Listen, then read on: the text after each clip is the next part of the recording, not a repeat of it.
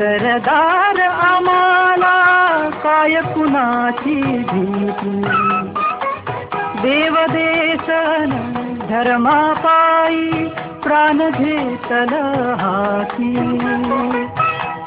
आम्ही सरदार आम्हाला काय कुणाची भीती.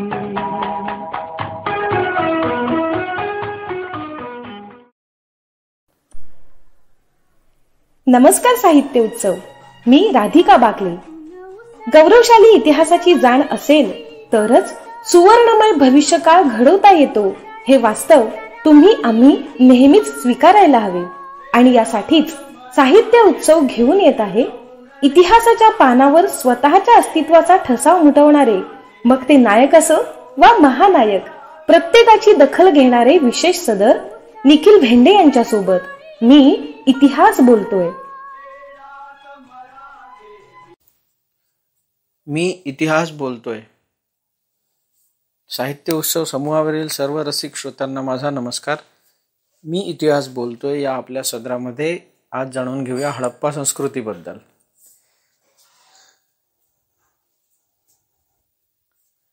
जगाच्या इतिहासामध्ये संस्कृतींचा बऱ्यापैकी उहापोहा आपण केलेला आहे.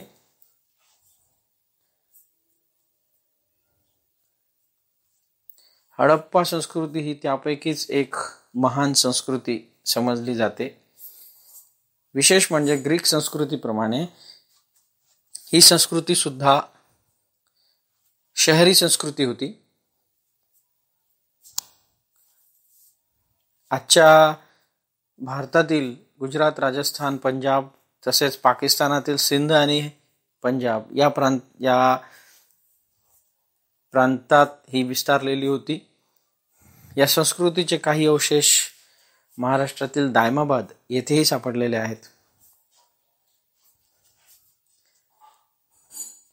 1920च्या दशकात रेल्वे रुळाचे बांधकाम सुरू असताना उत्खनन करण्यात आले. त्यावेळी खनिकांना काही विटा सापडल्या. पुढे खाणकाम आणखी झाले आणि त्यातून एक इमारत सदृश्य वास्तू निदर्शनास आली. यावरून पुढे रखालदास बॅनर्जी आणि दयाराम साहनी यांच्या नेतृत्वाखाली भारतीय पुरातत्व खात्याने उत्खननास सुरुवात केली असता या उत्खनन केले असता एक सुव्यवस्थित नगर संरचना अस्तित्वात असल्याचे त्यांच्या निदर्शनास आले, ज्यालाच हडप्पा संस्कृती म्हणतात.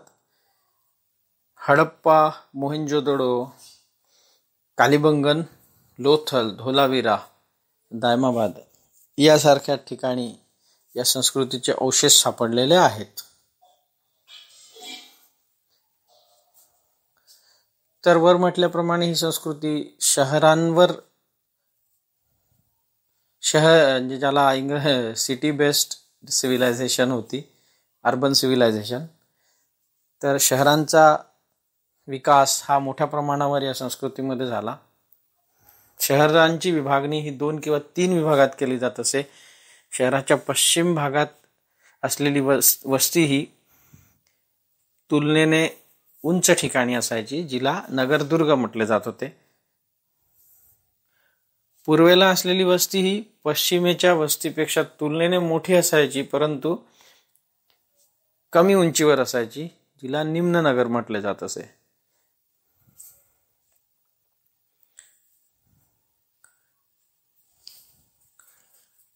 शहराला 4ही बाजूंनी तटबंदी असायची, ज्याच्या भिंती उत्खननापर्यंत शाबूत होत्या.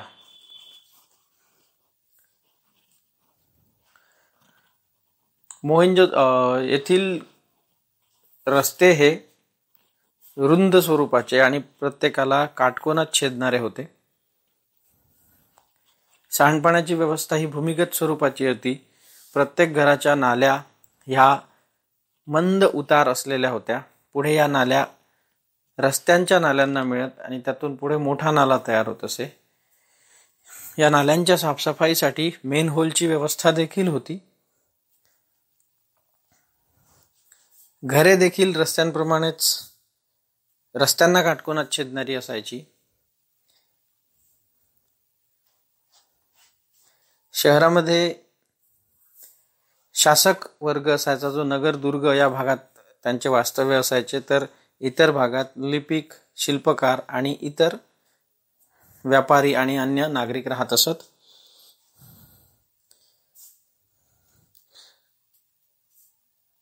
उत्खननादरम्यान अनेक गोष्टी निदर्शनास आल्या. जसे येथील लोक मातीच्या वस्तूंचा वापर करीत होते. लहान मुलांची खेळणी देखील मातीपासून बनलेली असायची. असे असले तरी त्यांनी सर्वच गोष्टींचा वापर केला आहे. जसे लाकूड, लोखंड, तांबे, कांस्य, सोने, चांदी या सर्वांचाच वापर यांनी केलेला दिसतो. त्यासाठी बहुमूल्य गोष्टींची ते आयातही करत. ही आयात बहुधा आजच्या राजस्थान, गुजरात बरोबरच ओमान, इराण, अफगाणिस्तान यासारख्या भागातूनही होत असे. येथील नांगर हे लाकडाचे बनलेले असायचे. याशिवाय येथील लोक पशुपालन या भागातील उत्खननात सापडलेल्या वनस्पतींच्या अवशेषावरून हे लक्षात येते की हे लोक गहू, ज्वारी, मटर, तांदूळ इत्यादी पिके घेत असत. पशुपालनामध्ये देखील हे लोक अग्रेसर होते.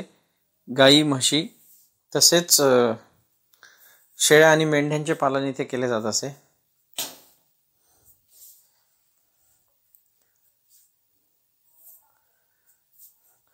गावाबाहेर पाळलेल्या प्राण्यांसाठी खाण्यापिण्याची व्यवस्था केलेली असे. मोहनजोदडो आणि लोथल येथे मोठे भांडारगृह सापडले आहे.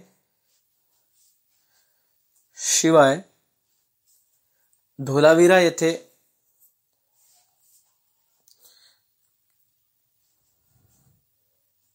मातीच्या वस्तू बनवण्याचे कारखाने सापडले आहे. मोहनजोदडो येथे एक मोठा तलाव आढळला आहे, ज्यामध्ये तलावाचे तळ हे प्लास्टर आणि चारकोल यांनी बनवलेले आहे. या तलावाची लांबी रुंदी 56 बाय 56 इतकी आहे. ज्याला उत्खननकर्त्यांनी स्नानगृह असेच म्हटले आहे. यामध्ये अनेक खोल्या आहे. येथे पाणी सोडण्यासाठी विहिरींचा वापर केला जात होता आणि काम झाल्यानंतर येथील पाणी निकासित करण्याची व्यवस्था देखील करण्यात आली होती. यावरून असा अंदाज लावण्यात येतो की येथे एखाद्या विशेष प्रसंगीच आणि विशेष प्रकारचे लोकच स्नान करीत असत. याशिवाय म्हणजे सर्वच घरांमध्ये वेगवेगळ्या आकाराची स्नानगृहे तसेच विहिरी देखील अस्तित्वात होत्या. उत्खननामध्ये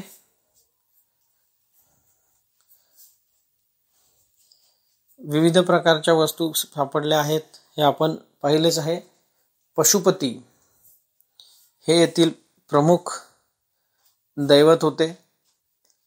या संस्कृतीबद्दल माहिती मिळण्याचे एक महत्त्वाचे सोर्स म्हणजे त्यांनी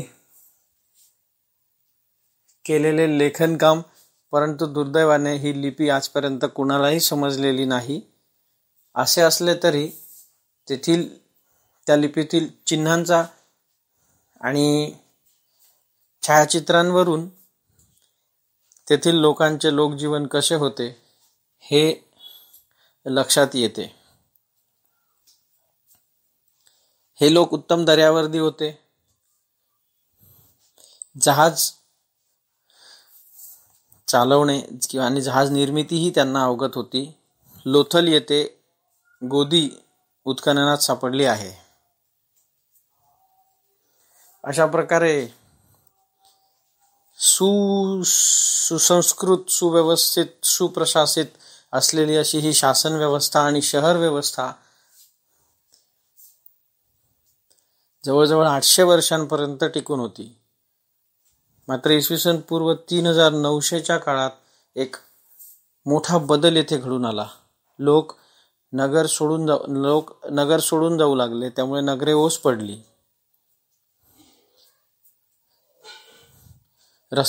शहरातील सांडपाण्याची व्यवस्था डळमळीत झाली.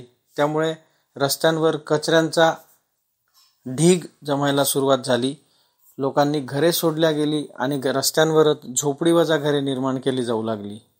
परंतु असे का घडले याबद्दल रहस्यच आहे. काहींच्या मते येथे दुष्काळ पडला, त्यामुळे नद्यांचे पाणी नाहीसे झाले आणि लोकांना स्थलांतर करावे लागले. काहींच्या मते विटा बनवण्यासाठी झालेल्या बेसुमार वापरामुळे जंगलतोडीचे प्रमाण वाढले आणि जंगले उद्ध्वस्त झाल्यामुळे पावसाचे प्रमाण कमी झाले. शिवाय मोठ्या प्रमाणावर पशुपालन होत असल्याने कुरणे नष्ट झाली. याशिवाय येथील प्रशासनाचे नियंत्रण कमी झाले हाही तर्क देण्यात येतो. परंतु याबाबत नक्की कारण काय आहे असे कुणालाही सांगता येत नाही. शिवाय काही टीकाकारांच्या मते तर आर्य जे भारतातील होते की बाहेरील होते हा देखील वादातीत विषय आहे. त्या आर्यांनी या नगरावर आक्रमण केले असाही सिद्धांत मांडला जातो. परंतु खरे सत्य आजही इतिहासाच्या पोटातच दडलेले आहे. अशी ही महान संस्कृती जगाच्या इतिहासात घडून गेली होती, जिचा शोध तर लागला, परंतु ती नष्ट का झाली याबाबत कुणालाही ठोस कारण देता येत नाही. धन्यवाद. दर्जेदार साहित्याचा आणि कलाकृतींचा आस्वाद घेण्यासाठी जॉईन करा साहित्य उत्सव व्हॉट्सॲप किंवा टेलिग्राम ग्रुप. जॉईन करण्यासाठी संपर्क करा 98 81 60 20 25 या क्रमांकावर. संपर्क क्रमांक पुन्हा एकदा 9881 60 2025. साहित्य उत्सव हे यूट्यूब चॅनल आजच सबस्क्राईब करा.